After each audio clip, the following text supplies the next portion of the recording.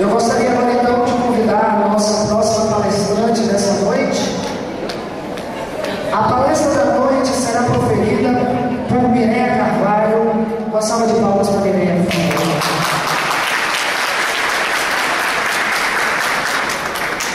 Mireia Carvalho é secretária executiva, mestre e doutora em administração, com ênfase em responsabilidade social e desenvolvimento humano. É também psicóloga em formação, com curso de análise bioenergética haitiana. Mireia, atual vice-presidente da CL, é também fundadora do grupo. A palestra que será proferida por Mireia será Espiritismo e Psicologia, uma proposta de humanização. Com vocês, a palavra concedida a Mireia Carvalho. Meus amores, abaixa a patente, aumenta o salário, como diz, né? A gente estuda tanto e a gente descobre que quanto mais a gente estuda, nada sabe. O que a gente conhece é uma gota, o que desconhece é um oceano, né? E quando eu me propus a fazer essa palestra, eu me propus não só por uma necessidade, como quase futura psicóloga, né, na atuação da prática, mas também como espírita, porque eu convivo na universidade com estudantes de psicologia e vejo a distorção do psicólogo que não tem religiosidade e o preconceito dele para com os psicólogos espíritas. E muitas vezes eu me calo, silencio, né? E o meu silêncio, ele é acompanhado da compreensão, como nós vimos ontem e hoje. E eu fui a sortuda do dia, porque todo mundo já falou que é espiritismo, eu vou só revisar, não falar de psicologia, que vai ser o foco, mas a gente vai fazer uma revisão para que a gente possa entrar no assunto. O Espiritismo é uma ciência que trata da natureza, origem e destino dos espíritos, bem como de suas relações com o mundo corpóreo. Aí é que está a psicologia. É aí que o psicólogo espírita ele vai atuar.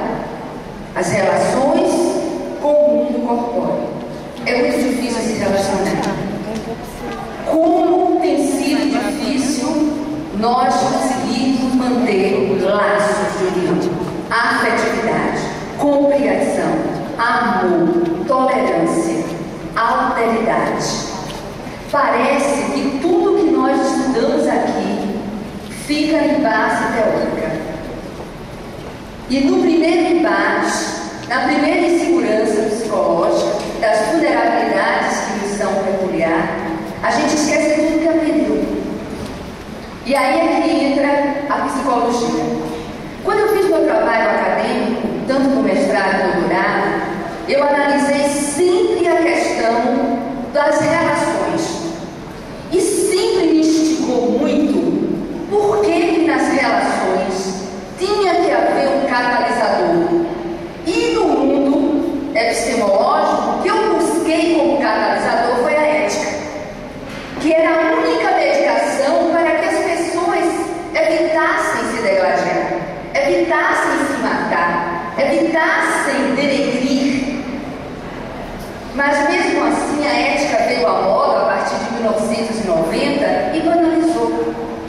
Porque as pessoas, se eu perguntasse aqui, tem alguém aqui que não é ético? E ninguém iria levantar a mão.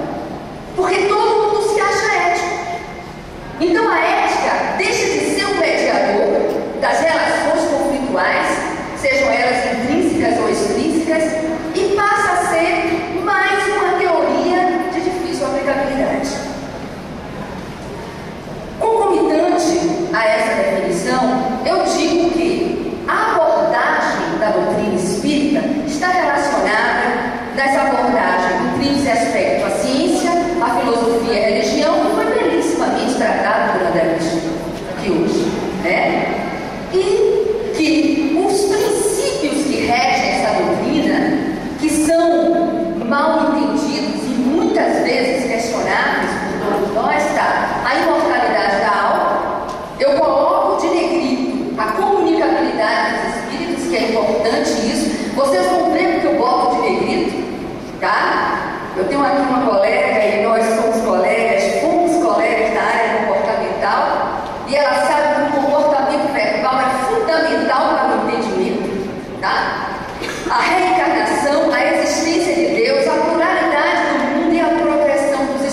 Repare que eu coloco 2 itens de negrito.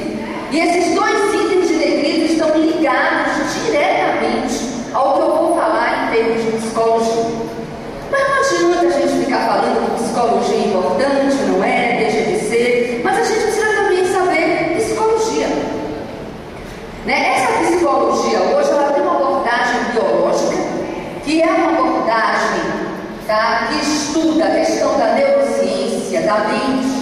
Estava há pouco conversando com o Messias sobre uma pesquisa dele, e ele disse: Mireia, eu preciso conversar mais com você. São as plasticidades neurais, tá? Tem a comportamental, que também tem um tríplice aspecto, que é a questão filogenésica, ontogenésica e cultural, né? Não é isso mesmo? E essa questão filogenética, ela tem uma história genética, nós temos uma história genética, nós somos um corpo. E a gente não pode deixar de falar de ciência nesse momento. Nós temos a questão ontogenética, que é a questão das relações. Então, nós formamos uma cultura quando nós nos relacionamos. E essa relação é que a gente estudou aqui. Que a gente, ao invés de assumir a responsabilidade pelo que somos, nós estamos buscando responsabilidade, responsabilizar o que está fora. É aí que entra a psicologia. Agora, olhem os princípios que norteiam a psicologia, e é isso que me encanta. Nós, como profissionais da área, futuros, que tem aqui uma futura colega minha também, maravilhosa, que é buscar a saúde, o bem-estar físico, mental e social, e não apenas a ausência de doenças. Então, esse é o aspecto da psicologia, que eu vou falar diante da responsabilidade do psicólogo espírita, que foi abordado aqui no debate de desobsessão, só que foi abordado de uma forma inversa. Aqui foi abordado o perigo do esquizofrênico ser passado de médium, e eu vou abordar o perigo do médium ser diagnosticado como esquizofrênico ou bipolar. Como os psiquiatras e psicólogos desconhecem a doutrina kardecista, eles desconhecem, tá, a influência dos espíritos sobre os espíritos encarnados. Tá?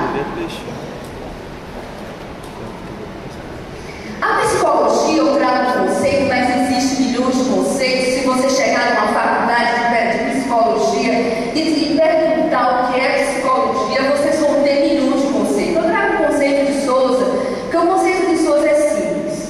Psicologia é a ciência que estuda o comportamento humano e seus processos mentais. Melhor dizendo, psicologia estuda o que motiva o comportamento humano, o que o sustenta, o que o finaliza e seus processos mentais que passam pela sensação, emoção, percepção, aprendizagem, inteligência. Lembra da primeira abordagem da comunicabilidade dos espíritos e mediunidade?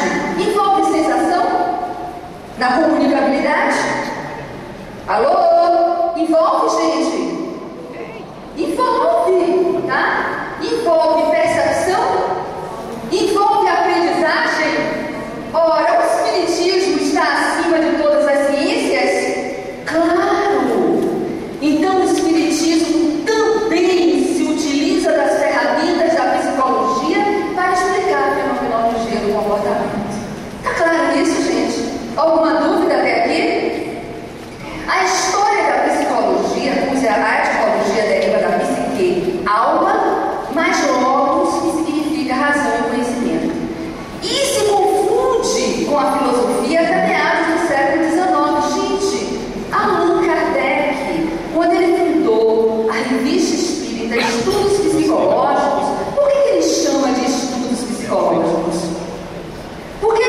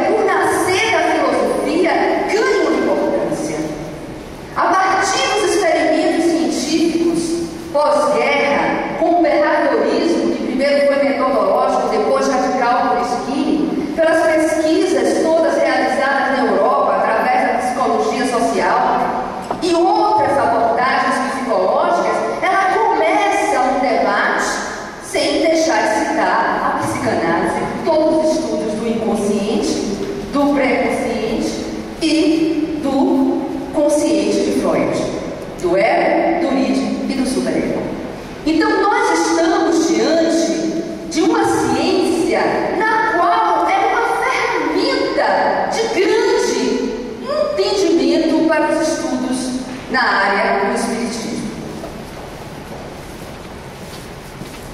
Mas, como disse o meu amado Djalma, a gente tem um convite. É um convite do Espírito da Verdade. Espíritas, amai-vos, eis o primeiro ensinamento, instruí-vos, eis o segundo. E quando a psicologia ela vem com palavras que são fundamentais, como acolhimento, compreensão, condição de dar e proporcionar a escuta, e são ferramentas de grande importância para que o espírito encarnado e também desencarnado possa vir utilizar de nós para melhorar, para ter saúde, para ter bem-estar. Olha que coisa linda!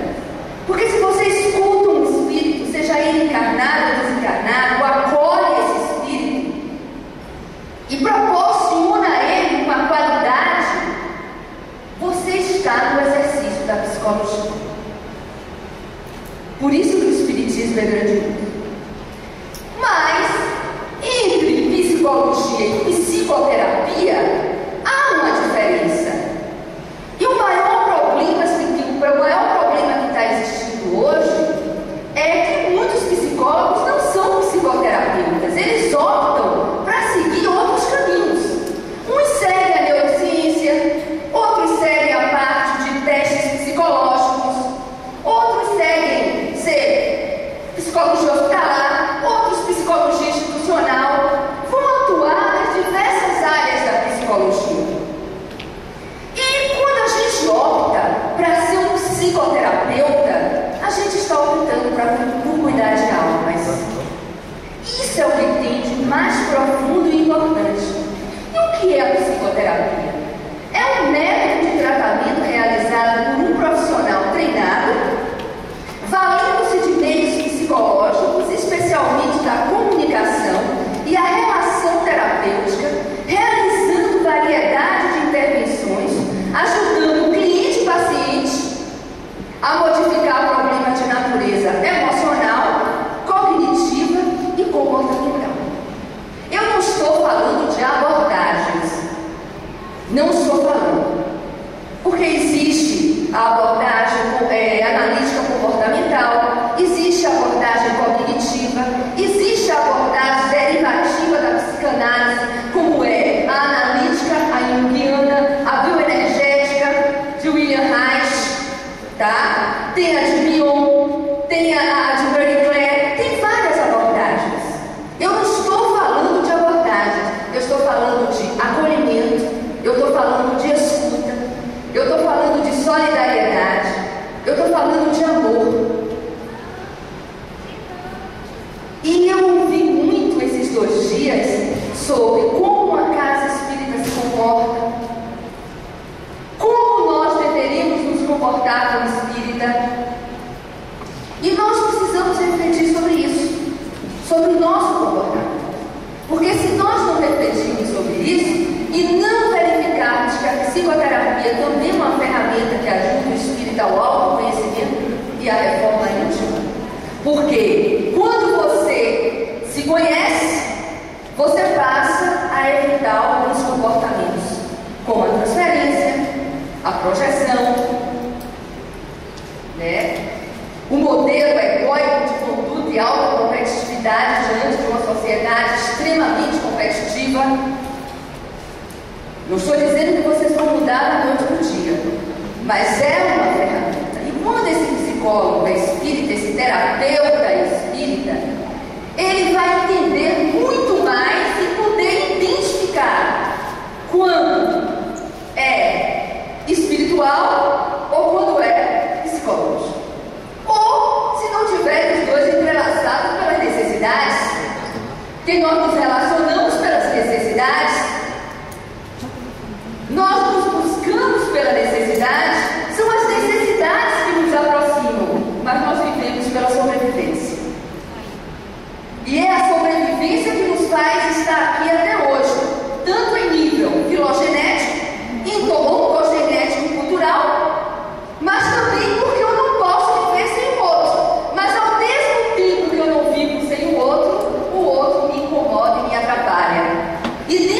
processo dialético de tese, antítese e síntese, eu vivo insatisfeita com a vida. A vida, para mim, é alguma coisa que tem um buraco. Quando você chega para um paciente e diz: como você está? Eu não sei, eu estou num buraco. Né? E a gente pergunta assim: mas que tipo de sentimento é esse? Eu não sei, eu sei que eu estou num buraco. É a única coisa que ele sabe dizer. E aí, como Djalma deu muitos exemplos aqui, através da escuta, a gente vai por um processo de psicodiagnóstico, tentando ajudar aquele espírito. Agora imagine que esse paciente tem uma história paragenésica. Aí é o psicoterapeuta espírita, que sabe, muitas vezes eu ouvi falar aqui no debate: não, isso é magnetização, não, a gente tem que fazer a emancipação da alma. Mas como Freud utilizava para conhecer os mecanismos do inconsciente? Ele fazia o quê? A hipnose. Era isso que ele fazia para conhecer a alma, e ele curava. Freud deixa de usar a técnica da hipnose depois de algum tempo, quando ele desenvolve através da psicanálise a escuta. E quem já fez psicanálise aqui sabe muito bem a diferença de uma terapia cognitiva, que analisa a cognição, e de uma terapia análise comportamental, que vai analisar as contingências, tá? Quais são o condicionamento reforçador e o condicionamento respondente. Mas tudo isso é psicologia. Tudo isso é psicologia. As relações com o mundo corpóreo são complicadas. Mas por que estamos encarnados? Se nós reconhecemos que a nossa vida tem uma dificuldade relacional, quem nunca de manhã tentou utilizar de uma DR e acaba o negócio? Você sabe o que é DR? O que é DR? Uma discussão de relacionamento e acaba em briga. Quem é dentro de um centro espírita que não quer impor a sua opinião diante de outro? Quem é dentro de uma família que não encontra uma dificuldade, muitas vezes ela... Não, mas eu acho que isso é problema do passado, já. Isso não é psicológico. Eu acho que em outras vidas eu realmente devo ter feito alguma coisa a esse filho, porque ele é completamente diferente da família, né? Quantos pais dizem: mas meu Deus, eu criei os filhos iguais, o mesmo amor, o mesmo carinho. E se você for pela psicologia experimental, a de Skinner, ele vai dizer: não, isso não existe. Não existe criar filhos iguais. E aí a gente, como psicólogo, a gente diz: puxa, o que aconteceu? Por que essa dificuldade tão grande de relações tão complicadas? Aí eu trago para vocês qual é o objetivo de estarmos aqui encarnados. Qual o objetivo de nós estarmos aqui encarnados? É evoluir? Esse é o nosso objetivo? E nós vamos evoluir de que forma? Essa é a pergunta do Livro dos Espíritos. De que forma nós vamos evoluir? Através do autoconhecimento. Final do Livro dos Espíritos, que Djalma citou hoje com muita preciosidade. William Reich, dentro da psicologia bioenergética, hoje eu vou dizer a Djalma, ele diz: trabalho, amor e conhecimento. Governos. Se você não governar, se autoconheça, porque senão você irá ser devorado. É através do autoconhecimento que a gente vai poder governar. Trabalho, amor e conhecimento. É o que a gente faz na vida, são as necessidades básicas. Alguém vive só? Quando eu falo de amor, eu só falo de sexo ou eu falo de relação? E o trabalho? Além do trabalho, alguém vive sem trabalho? Onde estão os maiores conflitos hoje? Dentro das organizações. Onde estão as maiores doenças psicológicas hoje?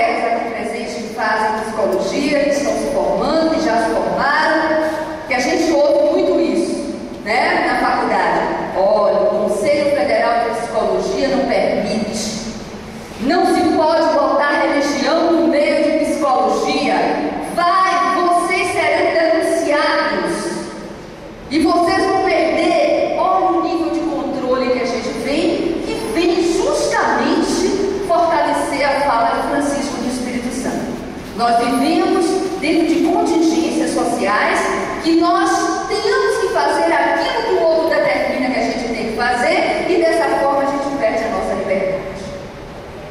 Como a gente faz no curso de psicologia, onde a gente aprende justamente a lidar com comportamentos, sejam eles cognitivos, sejam eles de ordem psicanalítica, que nos ensinam a libertar o outro e querem nos aprisionar. Então, muitas vezes eu silencio dentro da faculdade, como falou André Peixinho hoje, porque a religião que eu abracei, ela é muito ampla. Ela é muito, muito maior do que a própria psicologia.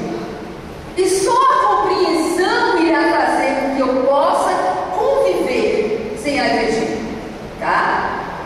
Mas eu trago também para vocês uma questão que eu acho super importante, pois eu volto, que são os problemas do homem e do mundo.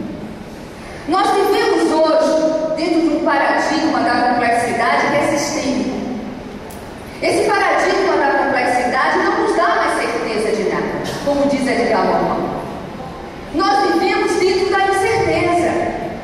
E dentro dessa incerteza, o pensar cartesiano, ele deixa lugar para o pensar sistêmico. Então, pensar que o que você vai fazer agora, o resultado vai ser aquele, vocês estão pensando errado. Ou melhor, está pensando não condizente com as leis que estão operando. Hoje nós ouvimos falar da visão quântica. Como é que a gente pode viver em um mundo extremamente materialista, como o Peixinho falou, e um mundo onde as profissões elas são direcionadas ao cartesiano, à fragmentação, mas a gente tem que pensar de forma quântica. E dentro da complexidade, nós somos seres únicos. Não existe outra marca. Só você é única. E dentro da sua complexidade, você vai criar dentro de você um mundo único, riquíssimo, que é completamente diferente do mundo de Simone, que é único. Também, nós hoje vivemos no credo de compartilhar que o todo é maior que a soma das partes. E a gente continua dentro de um movimento espírita criticando. Parece um pouco como eu. Excluindo, rejeitando, mas sabemos que dentro da teoria quântica, se estivéssemos unidos, como foi dito aqui hoje, nós hoje estaríamos em outro pensamento, em outro patamar. E a psicologia, a gente aprende tudo isso, mas por que o psicólogo não consegue colocar isso na prática? Porque falta ética. O que é a ética? O que é a ética, gente? Será que se tivéssemos conhecimento da forma de ver e de ser, respeitando o que cada um é, sem críticas, mas buscando das pessoas o que elas têm de melhor, o mundo não seria melhor? Por que nos apegamos tanto às coisas negativas dentro do ponto de vista daquele que sente, do que das positivas? Porque nós não fomos educados a isso? Ou não queríamos ser educados a isso? Ou que fomos educados para um viés crítico? Skinner ele diz uma coisa sobre o altruísmo que eu fico assim encantada. Skinner diz dentro da analítica comportamental, até o altruísta, quando ele faz o bem, ele está satisfazendo a ele primeiro. É um toque isso?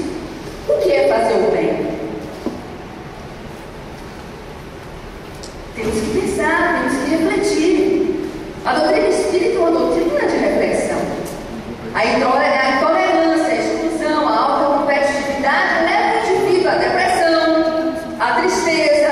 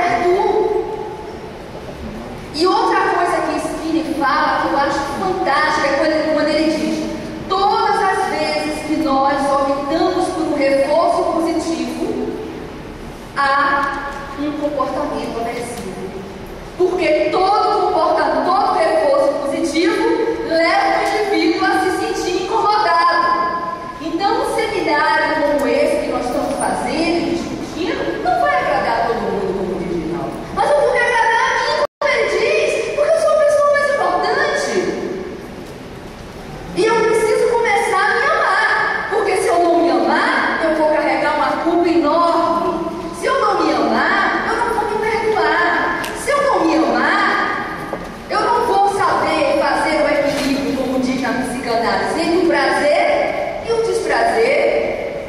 E eu vou buscar o gozo. O que é o gozo? É o sofrimento. Eu me acostumo com esse sofrimento e digo, é o karma. Eu tenho que ficar aqui porque eu preciso sofrer, porque eu sofrimento, porque eu tenho que ficar desse jeito para poder meu espírito evoluir. E não é isso, gente. A história não é essa. A história é outra. A história é escrita por nós. Olha que lindo. Somos nós que construímos e escrevemos a nossa história. Então o convite hoje é esse.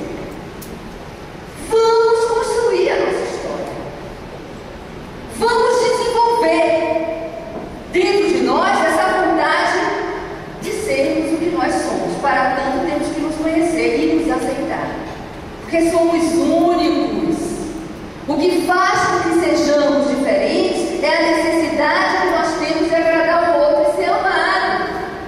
Para eu ser amado, eu deixo de ser o que eu sou para agradar o outro. Para eu ser aceita, eu deixo de ser o que eu sou para agradar o outro. E com isso eu me perco no mundo e me pergunto, que máscara estou usando?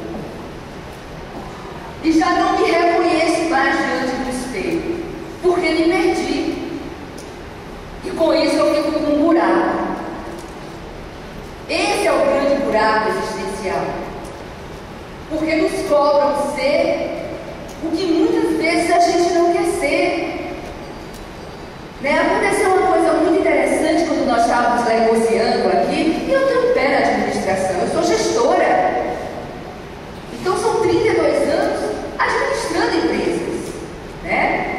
E na hora de negociar com o hotel, eu não concordei com algumas coisas aqui do evento e disse, não concordei, tem que haver uma negociação, nós iríamos negociar para ter um jogo do ganha-ganha.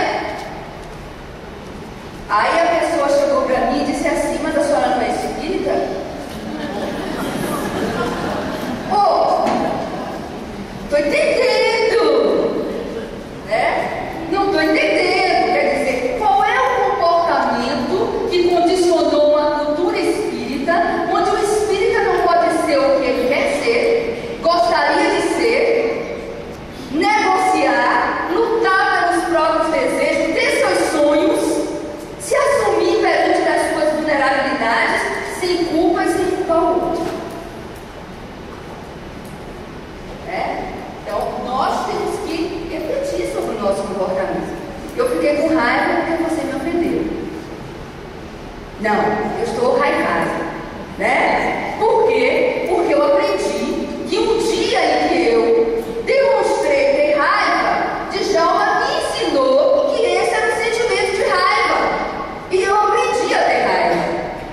Mas eu posso muito bem desaprender. Então, a chave da mudança está na mão de quem, gente? Aonde? Com certeza.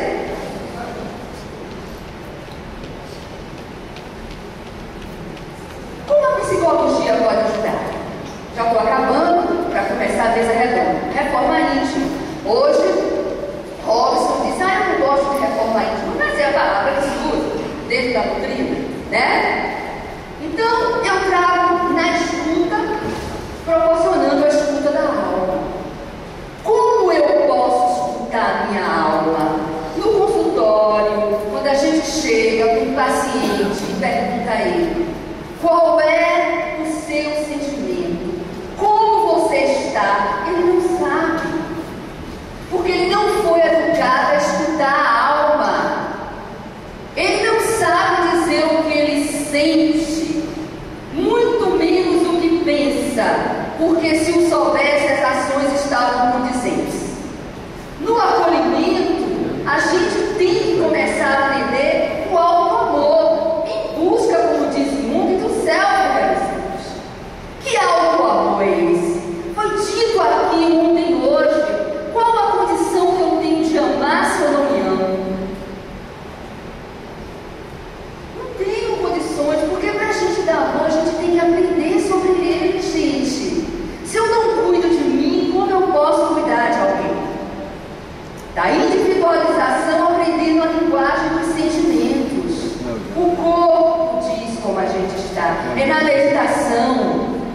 meditação budista nos dá uma condição muito grande disso. Na bioenergética, eu aprendi a meditar para poder aprender a linguagem dos meus sentimentos. Então eu sabia que o formigamento do meu rosto representava para mim ansiedade. Toda a minha barriga, medo. Porque somos seres humanos. Hoje tem até um questionamento: somos ou não somos seres humanos? Né? Eu só não concordei que o cachorro não é, porque a minha é. Estou muito revoltada com isso, mas tudo bem, é uma opinião, a gente tem que aceitar. Porque essa sofre muito, porque Suzy realmente é fantástica, até o evangelho ela faz. É verdade, quem conhece Suzy sabe disso. Quando eu proponho uma educação igual ao amor, eu digo: se compreenda, não se culpe tanto, não carregue a culpa do mundo. Todos nós erramos, e já me falou isso belíssimamente. Errar faz parte. Se não errar, não acerta. E por que eu tenho que me punir? Por que nós somos tão rígidos com a gente? Por que eu tenho que acertar sempre? Isso acontece muito na faculdade. Eu já não sou mais menina, então eu pergunto uma coisa, todo mundo: mas eu quero saber.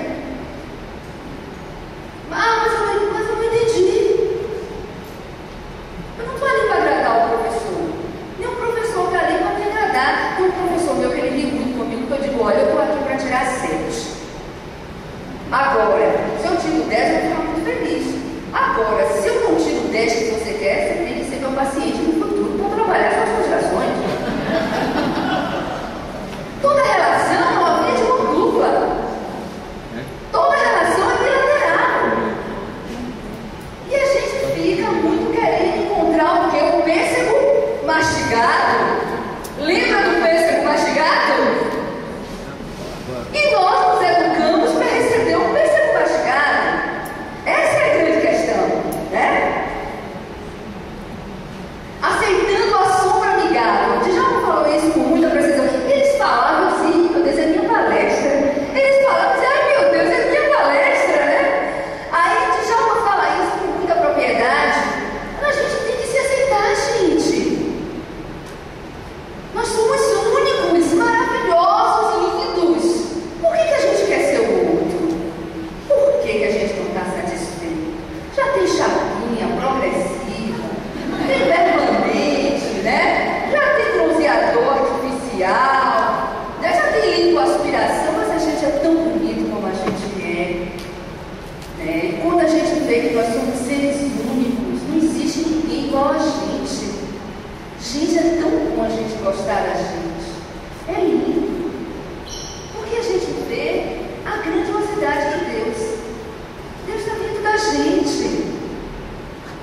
Como é que Deus ia fazer alguma coisa que não fosse reluzente?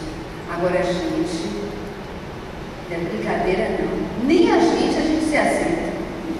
Olha que complicado nós somos, né? Na disciplina dos pensamentos. A terapia cognitiva, né? A terapia de Aronberg, hoje está assim na moda nos Estados Unidos, é uma terapia extremamente eficaz. Ela é voltada para a depressão, para a anorexia, vigorexia. É um tratamento hoje de curto prazo que trabalha a cognição, percepção e foco. O que a cognitiva faz com o paciente é ensinar ele a ter disciplina. Por exemplo, as pessoas que não gostam de ter disciplina não vão fazer terapia cognitiva. Eu digo logo: gosta, diz não gosta, não vai. Tá? É lindo. Disciplinado é lindo, não é verdade? Então, nós temos até que escolher a psicoterapia que esteja condizente com o que a gente deseja.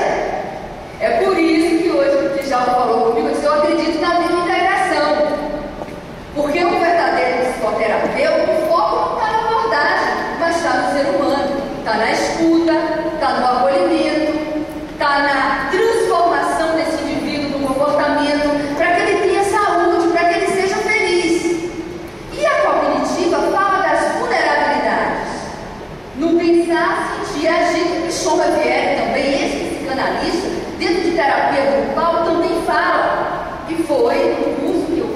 especialização também. Eu estou fazendo analítica comportamental, terminando psicanálise agora, né? Já fiz Chum Xavier, que foram grupos operativos, e vou fazer em já fiz RAIS, bioenergético. Por quê? Porque para mim, eu tenho que buscar na teoria aquilo que faça com que meu paciente se sinta melhor. Se ele é disciplinado, por que eu vou trabalhar com a medição corporal? Eu vou orientar meu paciente. Tá? Se ele não quer entender sobre o que acontece com ele, eu não vou falar de comportamento operante nem respondente, nem vou dizer que as contingências do ambiente é que vai mudar. Ele não vai saber disso, não. Ele vai entrar na resistência e não vai sair do lugar. Se ele gosta de um combate que dure muito tempo, vai escolher as abordagens psicanalíticas, onde a escuta, porque Jung é mais flexível, muito mais flexível que Freud. Freud se encaixa, Jung não.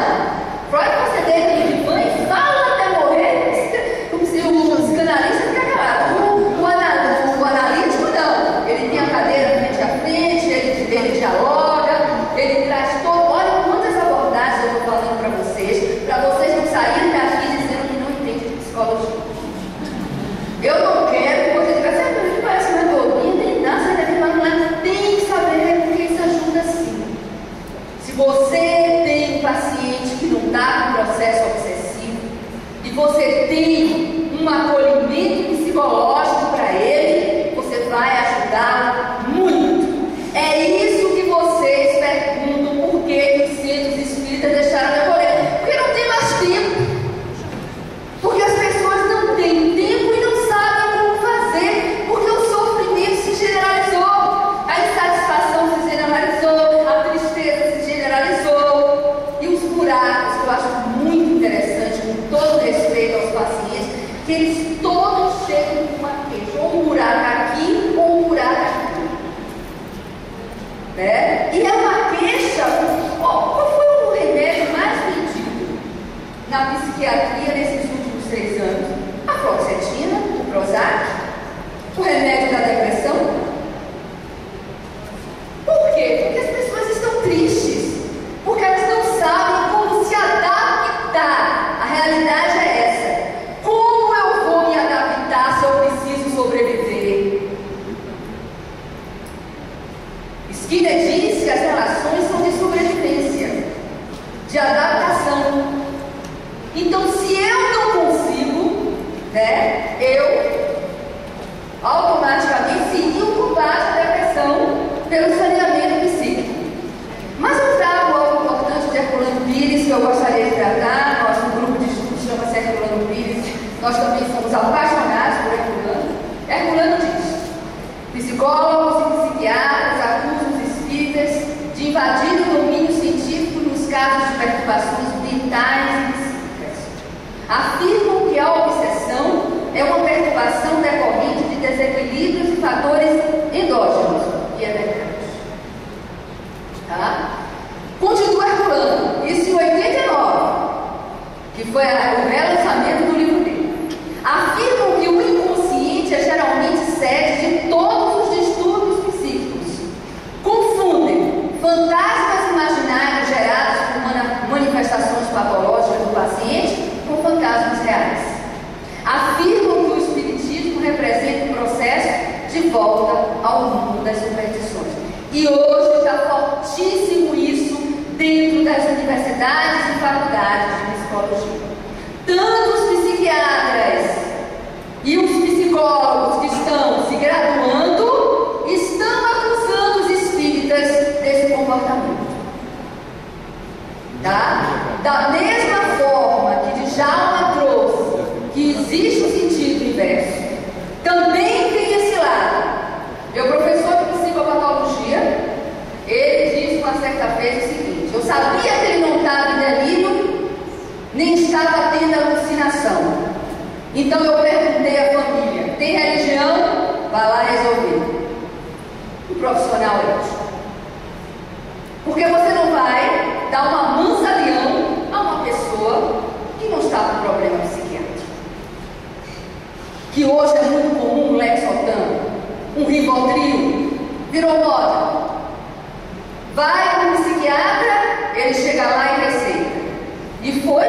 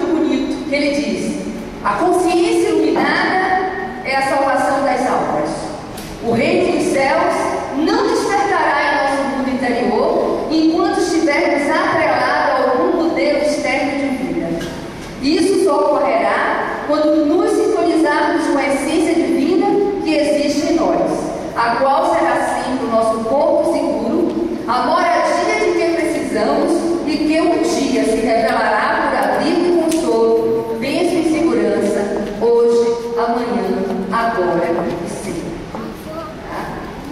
Um grande beijo no coração. Vai, e a gente volta.